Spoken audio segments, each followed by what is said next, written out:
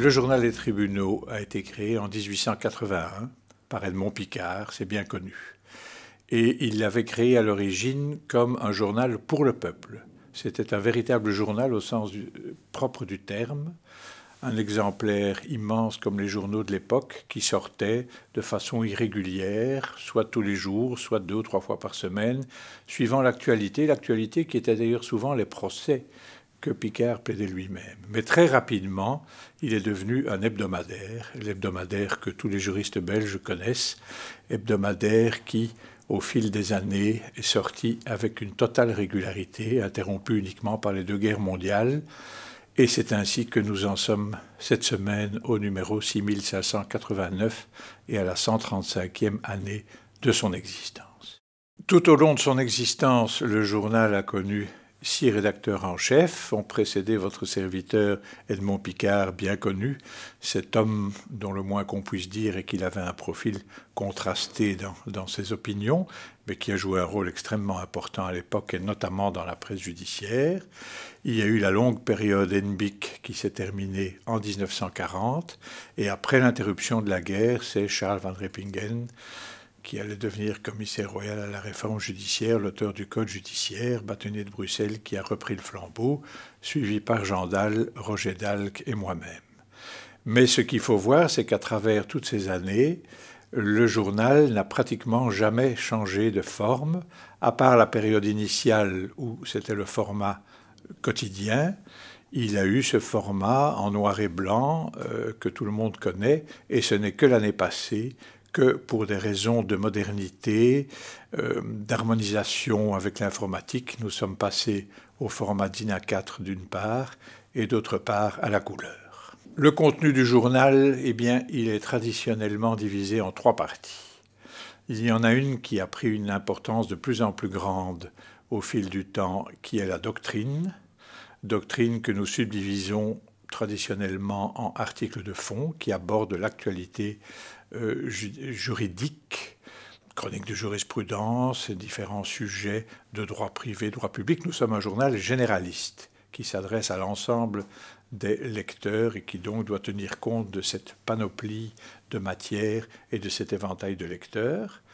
Puis des vies du droit, qui sont des textes plus spécifiques, qui abordent tel ou tel point d'évolution. Et enfin, une création relativement récente, les points sûrs, qui font un point rapide sur une série de sujets qui reviennent tout le temps et sur lesquels il est utile de temps à autre de faire le point pour bien voir comment cela se situe en doctrine et surtout en jurisprudence. Ça, c'est la doctrine.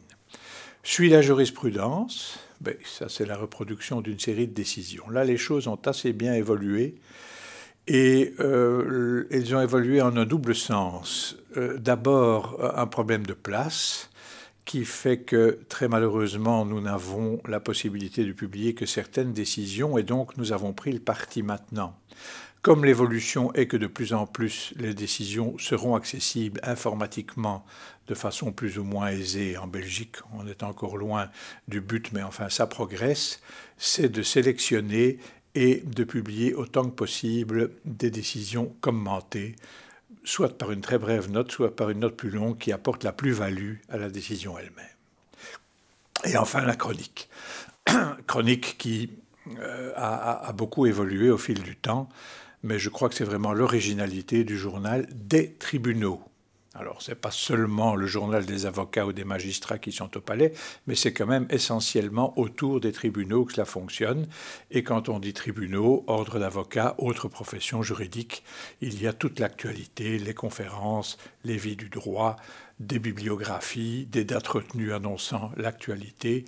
Et il faut bien dire que très souvent, le lecteur, il commence par la dernière page et par la chronique avant de lire les articles plus sérieux.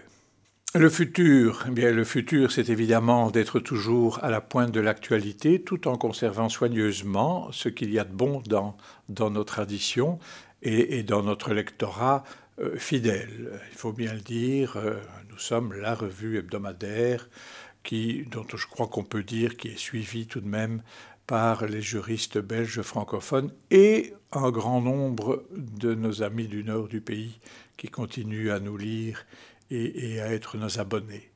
Alors le futur, c'est le lien entre le papier et le virtuel. Et ça, c'est au fond le grand challenge actuel et qui pourrait nous permettre de résoudre une série de problèmes.